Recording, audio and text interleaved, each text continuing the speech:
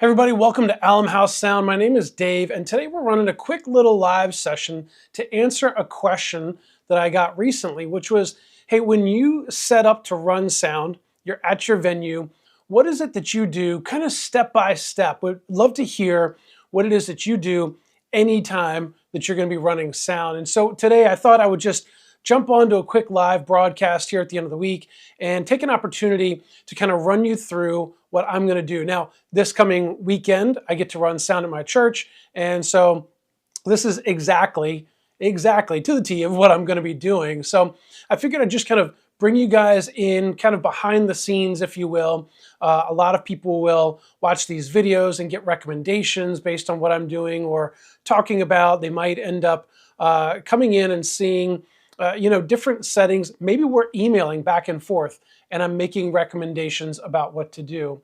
So I want to talk to you kind of when I get into our venue, what I do, and then even I've got some setup here with my board, has my scene loaded, and as we talk through this, I'll show you what I'm doing. Now, first and foremost, I come in and our venue is just an old movie theater. It was built in 1928. It's a historic movie theater. You can check onto my channel and maybe search for the Byrd Theater. B-Y-R-D is how it's spelled. And I've got some videos showing kind of what the space looks like. It is a pretty unique space. It's really cool. It has its quirks and its uniqueness about it that kind of throws some challenges. But regardless, when we walk in, we have a blank canvas. Now, I have taken an opportunity to run cables, and I've got things pre-run under the floor where I've got kind of a tech box in the middle of the venue underneath a seat. I've got some videos about that. And then up on stage, next to the amps that the movie theater uses, we've been gifted a couple U of space, if you will, where we've racked up our digital snake and some power conditioners and wireless mics. They stay pre-cabled on stage. And I have analog snakes that run from the digital snake out to different spots on the stage. It really helps to maximize our efficiency when we come in because the band has to set up everything. Our lighting has to get set up. Our projector has to get set up. So we've taken over I guess we're 16 years old now as a church plant, but we've taken the past number of years that I've been in charge to really streamline. We've got a label maker. Use a label maker. All of our analog snakes are listed, kick. So we know where the kick plugs in, the snare top plugs in here, electric guitar plugs in over here. I did a video earlier in the year about some adjustments that I had to make based on kind of how we've rearranged our stage recently. So you may find some of those videos on the channel, find them helpful. Now, knowing that we have to set up and tear down, like anything that gets set up and torn down, things will break. I did a video review recently on a cable tester, an audio tester to be exact, and we've had mixed reviews on that. If you've chimed in the comment section, thank you for that. I want to show you what I use. This is unsponsored. This guy right here, this is the CT3. Maybe if I can get in, will it zoom? It's not going to zoom for you. Sorry, the camera's a little out of whack. Anyway, maybe I'll put a link down in the description to this. You can pick this up for about 150, 180 bucks. Here's what I love about it. It does all of these different connections here. So we've got a, what is this? 5-pin something or other. It's a 5-pin DMX. We've got speak-on cable. You've got your standard XLR. You've got all kinds of different cables, mono, stereo, BNC connectors for your SDI cables. But this is the cool part about it right here. We can take this thing and easily or not easily, there we go. We can disconnect it and now we have two parts, one sending and one receiving. Why is this good? I have my tech booth, and this actually happened the first week back in this new year. I've got Cat 5 that runs under the floor for my stage box, for my audio, and we had no audio coming to the stage box, or from the stage box to the soundboard, no connectivity. Our internet worked, which is a second Cat 5 run, but no audio was running. Now, if I had a normal cable tester, I have no way of testing both sides of that cable. But with this, I was able to plug one in the tech booth and one end up on stage where it connects to my router and gets to the actual internet signal. And I was able to test and see that I didn't have a specific pin that was out. And see, it's got 8 little balls here, or buttons, or lights. It can light up and test all 8 connections. Anyway, I was able to see that something was broken.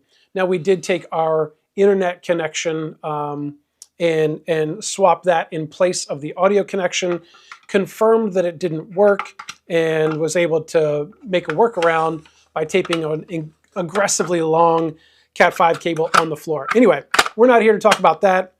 I just wanted to show you the actual cable tester that I use. I've used this thing for probably 10 years. I love it. It's always in my bag. Let's get into what I do on Sunday mornings, but some of that is necessary because sometimes I do have broken stuff, and you might have broken stuff as well. So I set up to run, we set up our soundboard, we plug in our cables, we do quickly, not a line check, but a brief sound check, meaning I have the band set up on stage, and then I go ahead and come onto the talkback mic, and I said, okay, give me kick drum. And they, boom, boom, they go ahead and hit that kick drum. And what I want them to do, which I have trained my groups to do, I want them to give me the loudest sound that they're gonna do, because I need to set gain structure. So I go ahead and dial in the gain structure, then I go snare. I'm setting snare top and then snare bottom. Tom 1, please. And I go all the way through. I go through the band, I get bass and guitars and keys if we have keys. I get them to send me the pads so that we can run the pads in. And then I go to vocals. I get the band set first, then I go to vocals. Why do I go to vocals? Because now I have a pretty good understanding of what my acoustic guitar or keys are going to sound like. And I want those folks to play either acoustic or keys. I never do both, but I want my vocalist now to sing. Maybe I'll go male vocal and then female vocal. And we only have 2 vocals, maybe 3, but usually it's just 2. And so I go ahead and I get my male vocal, and I want them to sing, not praise God from who. I don't want them to just sing monotonous. It's not a line check. I need them to find the biggest chorus in the biggest song that they're going to sing and give me full out volume for about 15 seconds. Now that's normally at about 8 a.m. All right. And so they are not necessarily warmed up, but they know it's coming. We've talked about it. We've trained them. And I want to get as good a sound check as possible on each input. Okay. Then I get the female vocalist, same thing. Then what I say is this: all right, we've loaded our new scene, and we've done our sound check. Now I want you to play the first song, and give me the first half of the song to finish dialing in the gain. Because as soon as the band starts playing, the electric guitar starts playing a little louder, the drummer starts winding up a little bit more on the drums. I say that as a drummer, I do the same thing. I get it, okay? The vocals start to warm up a little bit. They start to sing a little bit louder and more full. And so I've got to dial in the gain. Once I get the gain structure set, then I come on the talkback mic and then I say, okay, the gain is set. Now you can change your monitors. They all run in-ear monitors. I don't want them to change their in-ears prior to me getting the gain structure dialed in, because the gain structure changes everything. Everything downstream. So gain structure is first, then I'm trying to continue to dial in the gain. I'm not even looking necessarily yet at faders or EQ or compression. I just want to get that gain dialed in. Now our monitors are run on mix buses. And so the mix bus is going to be a mix that they can control. They take an app on their phone and they can control the soundboard without having to yell at me to say, can you turn the acoustic guitar down? Can you take her out of my mix? I don't need her at all. That's somewhat disrespectful. And we've all had to be there and done that in the past. But with today's technology, put a router on, give your band folks a phone app that they can control their mix and go on. If you're running P16s, no worries. They can just dial it in, but the gain does impact what they get through their P16. So get all of that stuff dialed in and functioning well so that the board is going to work good. Now this also, the gain impacts your broadcast mix. And so I want to tell you how, as one engineer, I have my board set up so that I can dial in both the house mix, I can impact their monitors and my broadcast mix all before we go live in our service. So what does that process look like? All right, we've set up the board. Let me show you one thing real quick. I'm gonna flip over to my computer and just let you see what we've got here. So this is X32 Edit. You've probably seen many videos with me using this recently. And what I do is I come up and I go into scenes. There we go. And these are various scenes that are on my computer. Now, these specifically are on X32 Edit, not specifically my console at church. But if you look up here, let me click off of that one. Oh, no, don't load that one. Anyway, there's a scene here that is A10 and it's hybrid. And notice the note says original. We have kind of a gold scene that we go ahead and keep on our board. We keep it down at scene 99. And what it is it is an image that we use. And that image gives us the capability to have, you're going to hear it in just a minute, it's months and months and now years of refining our stream, our broadcast mix, and getting a setting. Now we have typically 4 different bands that play throughout the month. We have a culture in our church to serve once a month. And while we might have a guitarist that plays twice in a month, or for myself, I play drums one week, and then I will run sound one week in the month. But for the most part, the culture is serve once a month. Therefore, we have 4 different bands and 4 different tech teams worth of people. And with that, we've got a lot of training we have to do. But we also have a lot of variety. There's 4 different bassists. There's 3 different drummers. There's 3, 4, maybe even 5 different acoustic guitarists, depending on who's playing. And anyway, it's a lot of variety to jump through. I've tried to craft and build a scene that can be 95% of the way there just by setting the gain structure. So we're going to talk about how I did that, because this process that I use gives me the content and material to be able to do that off hours. So what do? We come in, we load that gold scene, and then we save, not 99, we go down to 99, we load 99, we come back up to, I think on our board, it's like scene 10 or something like that, and we save it up in scene 10. That way, anything for that day is saved in scene 10, but if we need to, we always go back to that 99 at the beginning of every week. All right, so gold image, gold scene, that comes kind of from the tech industry, the IT industry. If you work in a corporate environment and they give you a laptop, a work laptop, it shows up with what's called the gold image on it. And then people will get customized applications from there. Anyway, that's an aside. So we load the gold image onto our soundboard, and then we go ahead and save that in a different spot. If you're not familiar with saving scenes, number one, I recommend to save scenes. Always have scenes saved. There's a link in the description of this actual live stream right now. And if you're watching this at a replay, there's a link in the description, and you can run a video after this about how to save your scenes. So go ahead and make sure that you're doing that. That is a critical element. If your soundboard breaks and you end up having to buy another one, you don't have to rebuild everything and recraft stuff from the ground up. Save that scene. You can put it on a thumb drive, save it to your computer, and then load it and keep going. Now, we load our image, we do our sound check. I get the gain structure set, right? The first couple songs, they're rehearsing. Now, here's what I'm doing. I am multi-track recording their rehearsal. So I'm going to go back to the laptop here. And while I'm going to close this, I'll minimize X32 Edit. I have a DAW right here. This is a digital audio workstation. And I've got a loop set, but this is a digital audio workstation. What this allows me to do is this allows me to take all of the inputs that are coming from my soundboard, those get recorded into my laptop. It does not impact what's happening on stage, okay?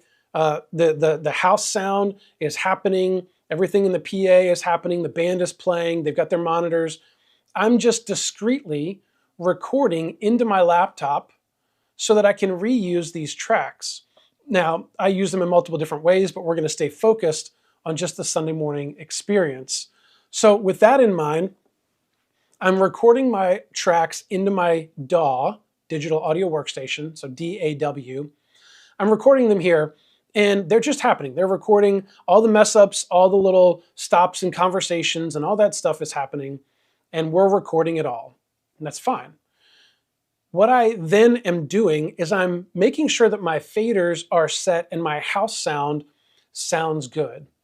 If I have any weird noises or frequencies that I need to get out, if I need to add more reverb on the electric guitar, if my vocals need to be EQ'd or compressed, I'm refining all of those different settings for each input as I'm going. Sometimes I'm grabbing my headphones, I'm tossing them on, and I'm soloing a channel. Maybe I would need to listen to, again, the female vocalist, because I hear something in the room, but I want to make sure that I'm not hearing, just random noises in the room. So I'll put the headphones on. You can hit the solo button over top of any input, and that will come right to the headphones that are plugged into the side of the soundboard. It does not change anything in the house. There is usually a volume knob, unless you're running, well, I guess even the X32 rack has it. But anyway, most of your consoles are going to have a volume knob for the headphone output. And so you could get that sound up above what's kind of reverberating around in the room. Just be cautious that you're not having to crank it up so loud that you might, impact your hearing. Anyway, put those headphones on, dial in your EQ, dial in your compression settings. Again, I've taken a bunch of work and effort to make sure that when the gain is set properly, for my church, we run it at -12. Maybe you run -15, maybe you run -18. Whatever the case is, get your gain set properly on each and every channel, okay? That's critical. That's where it all starts. Now, we've got multi-tracks recording into our DAW, and then we're blending the sound. We're making sure that the room sounds good. I have my iPad, and I take my iPad, which is also connected to my router for my soundboard. We have two different networks going on. One of them is for internet, like for broadcast, for the internet live streaming to our ProPresenter machine, and the only thing that goes on that is ProPresenter, but our Courtesy monitor also has an iPad that connects wirelessly to that router. Anyway, that has internet, and that's just for sending out our broadcast to YouTube. Our second set of network inside is just an internal network with no internet on it, and that's just for the X32 for audio. And so again, my folks on stage, my band, have their app on their phone. They can mix their monitors. I can run around with a tablet, and I can mix audio, and I can walk the room. We have point source speakers, which means we just have big speakers that sit on stage that aim at the audience. We don't have a line array that hangs up really high because we have to set these things up every week. So point source speakers, the closer you are to them, guess what? They're going to be louder, right? And the further back you are in a venue, the quieter it is. And full transparency, when I'm at my tech booth, which is 2/3 of the way back in my room, in the middle of the room, when I'm at that tech booth, I'm trying to run my dB meter that I use on my phone as well. If you're curious, I use Decibel X. It's a free app on your phone, and it works really, really well. It's consistent. Now, our church owns a $140 dB meter, and what I found is that the batteries were always dead or something wasn't working. And anyway, it's a free app. All of my sound techs use it. And what I've done with metering on that free app is at my soundboard, I'm usually running a peak audio of about 93 dB RMS, so like constant when the band is playing. Then if you get closer to the speaker, guess what? It gets louder. That 93 now becomes about 98. But when you go to the back of the venue, that 93 becomes about 87, 86, okay? So there's a pretty broad spectrum of volume and pressure level happening. This is a 1,300 seat auditorium, all right? 1,300 seats, movie theater, about 800 to 850 seats on the floor, and then another remainder, 500 plus around there that are up in the balcony. And so we just have 15-inch three-way top cabinets on stage and an 18-inch subwoofer on each side. That's our firepower. And so we do have to have a certain amount of volume. Again, the closer you get to them, that's just the nature and physics behind it. But I'm walking the room. I want to see how the room feels because I don't want it to be too loud up front. People know the closer you get to the speakers, the louder it gets. But anyway, so I'm walking the room, I'm checking that mix, I'm refining, and I'm listening as well to how the songs go. Who's leading each song? Is this female-led or male-led? Is there a guitar solo? Do the keys have a critical part that blends from a chorus to a bridge? Are there drum parts where it's drums and vocals only? I'm trying to retain all that stuff so that I know ahead of time when I get into the actual service that I'm going to do that I'm ready to go and bring out the key elements and kind of let everything else sit behind it. All right, now we've mixed, we've got our sound check, we've done our rehearsal, we get a morning rehearsal. At the end of that rehearsal, here's the critical element of what I do, because I have not touched my broadcast mix yet. And there's a reason for that. There's no point. There's no point until I get the room to sound good. My environment is a post-fader mix bus, and that means that any changes I make in the room are going to be impacted in my broadcast and my live stream audio. If I turn a vocal up, that's going to be louder in the broadcast and in the room. So I want to get my faders set. I want to get them sounding good in the room and a good feel in the room. We wrap up rehearsal. Here is what I do. The first immediate thing, I'm going to bring up X32 Edit again. So I've got my DAW. I go, and during the rehearsal, I might drop a flag or pinpoint a spot that sounded really good because I want to go into X32 Edit. I'm going to come into routing, and I'm going to change from record, which is what I've been doing for my service so far, and I'm going to change it to play. And when I do that, it now flips my inputs to come from the card, from my DAW. And oftentimes, you'll see me talk about doing this. I've got some videos down in the description as well about multi-track recording or connecting the X32 to a DAW. And you want to make sure that you've got the settings correct. But now, if you look in the background of X32 Edit, you can see all of these tracks coming in. Those are from my DAW. I've got that playing in the background, and you don't hear it yet. We're going to unmute some things, but here's what I do. I want my band to hear what they sounded like literally 15 seconds ago. So I find a spot that sounded really good. I've earmarked that in my DAW. I jump back to it really quick, and I flip my inputs. And as they're walking off stage, I'm replaying their audio in the room. Why do I do that? I want them to not only trust me that I've got their best interest in mind to make them sound good, but it also gives them a sense of confidence of like, whew, man, that sounded really good. And it builds them up. Even if there were challenges on stage with parts that weren't tight or whatever, they still feel good about what they're getting ready to do. So that's just a way that I can edify them, make them feel good and confident before they start singing in the service. But immediately after that, here is what I do. I take this main fader, I'm going to go to my main left and right, and I don't drop the main fader down, but I just hit the mute button. So this is normally up here around minus 8, -5 for our service, but I mute it. I mute it because I don't want to hear all of the sounds coming through the PA, specifically the low frequencies. I don't want them banging away and pounding on me, and that impacting what I put in my mix. Immediately after that, I slap on my headphones, and I set my headphones on so that I've got just the soundboard coming into my head, and then I find my broadcast mix, the final version of my mix. That's going to be the Matrix for me, Matrix 1 and 2.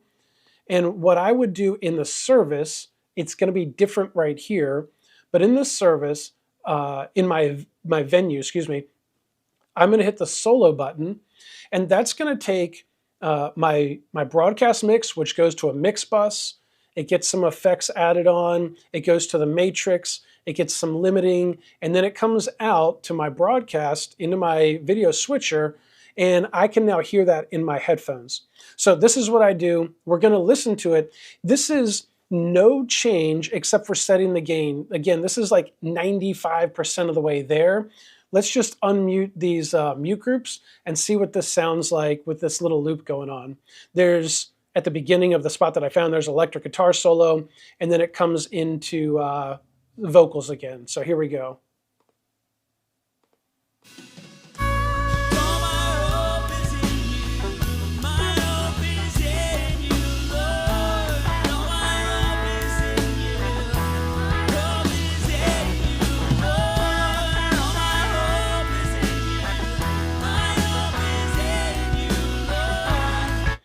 All right, so not bad. Like I said, 95% of the way there. We've got some vocals, we can hear the band, and that's just over time that I've crafted the mix with EQ, compression settings, the limiting, to have a really consistent sound no matter who's on stage.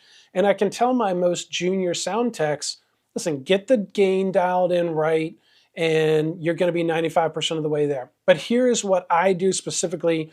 I would listen to this, and I would start crafting or refining, and I'd try and pick 3 points in the service. Where's the spot where the vocals are really exposed? Where's the spot where the band is really full? And where's the spot that we really want to make sure the congregation is singing full, and we don't have anything peeking out necessarily. It's just kind of a big, almost like a wall of sound, if you will. Now, we've got this electric guitar solo, and it goes into vocals. So we know the guitar is going to be prominent, but is it too prominent when the vocals come back in? That's one thing I'm listening for. I also want to make small adjustments to the drums in case the overheads are too loud or the snare drum's peaking out.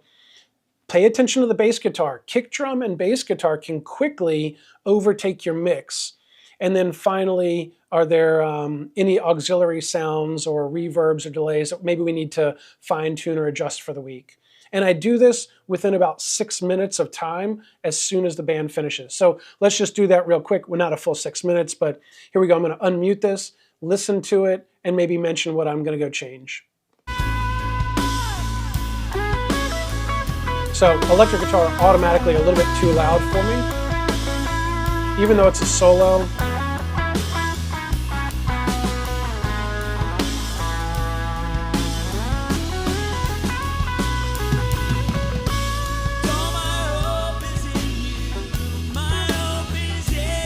Now I'm listening to the cymbals. Cymbals are a little loud. I might bring those back some.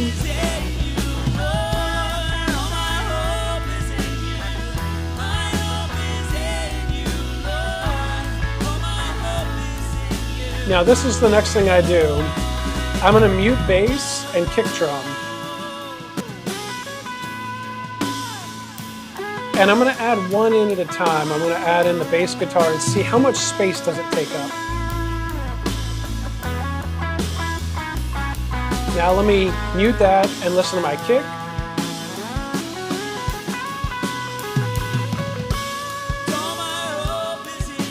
Okay. And what I hear is that our kick drum doesn't have a whole bunch of low end into it. We could look at the EQing, see if I need to make some adjustments, but the bass guitar is really carrying that bottom end. The kick is more giving me the punch of that kick. So not a bad thing. If you wanted to make adjustments, you can. But to me, that electric guitar overall was a little hot in the mix, brought that down. The cymbals were a little bit hot as well, and so I brought those down a bit. And then when we get into the service, if we want a little bit more guitar in that solo, we could raise the fader in the room. The broadcast is going to follow. So one last little listen here. We'll add in some stuff here. I might also mute different things and hear like, what does it sound like with no drums? What about drums and vocals? See if the cymbals are covering up the vocals at all. And maybe we just do drums and band.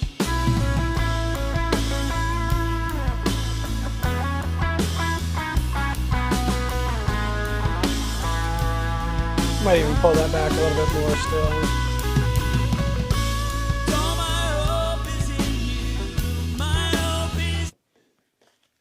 All right, so that's a quick look. And then the last thing I do need to make sure of is that I go back, flip my inputs back to coming from stage and not from USB from my computer, because that can cause a bunch of problems. But that's what I do. I do have these things saved at this point to where I can, use them off hours. I luck out that I've got a console here at home. I can bring my scene home and I can start to refine it here at home. If you don't have a computer on hand and you need to, not a computer, but if you don't have a console on hand, and you need to go back into your church. Obviously, for me, it's a little hard because we have to. Our console stays in the closet all week. We only pull it out on Sundays. But that's an idea and a look at what I do any week when I'm going to run sound, how I do it, the process that I take, multi-track record into your laptop, and then go ahead and refine that stream. Now, one thing I'll caution you of is this: if you are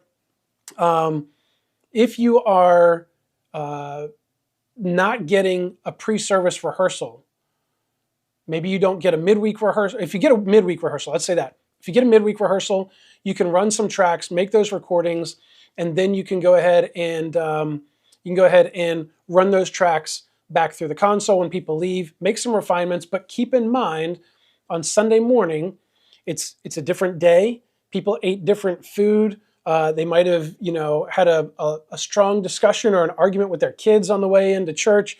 Whatever the case is, we need to reset gain. We need to make sure that the vocals sound strong and solid.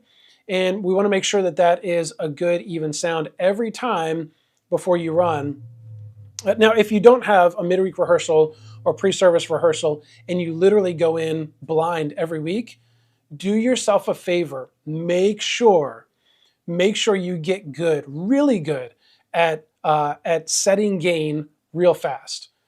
Understand the tendency is that maybe your drummer is going to play louder, and so you cut your gain back a little bit, regardless of how they start, because you know that they're going to start to build into stuff, and you don't want digital clipping. Stay away from digital clipping. But that's a quick look at what I do. Hopefully you found some value in this. If you've got questions, feel free to put your questions down in the comment section below. I'm always answering questions down there. I see a couple comments. I unfortunately don't have time to field the live questions right now. Unfortunately, I apologize for that, but I will reply to them in the comment section below. And if you need any one-on-one help, also in the description is a link to my website. You can go to the website and fill out my contact card. That comes directly to me, and we can start a conversation outside of YouTube. That'll give you an opportunity to just work one-on-one with me if we need to do a Zoom session or something like that. We've got a lot of flexibility there to help you out. But again, if you found any value in this, give it a thumbs up. Share this video with somebody else. Share it with your team. Start to build some processes that you use consistently on a weekly basis. And I hope to see you in the next video. That's it for now. Have a great weekend. Peace.